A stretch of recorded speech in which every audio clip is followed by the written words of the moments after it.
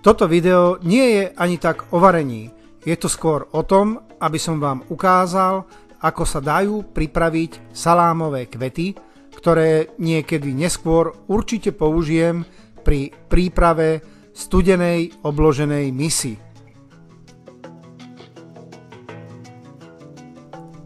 Na salámové kvety potrebujem len pohár, do ktorého vnútra som postupne ukladal kolieska nakrájaného salámu.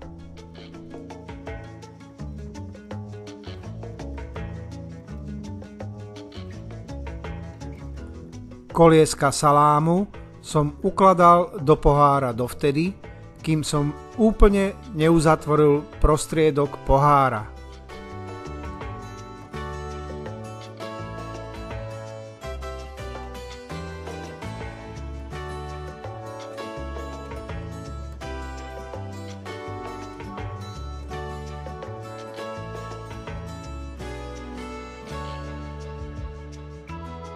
Keď bol prostriedok pohára vyplnený, len som pohár otočil hore dnom a vyklopil som pripravený salámový kvet.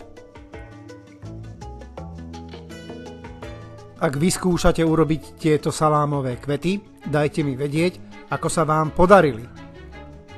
No a nakoniec, ako vždy, vám zaželám už iba dobrú chuť.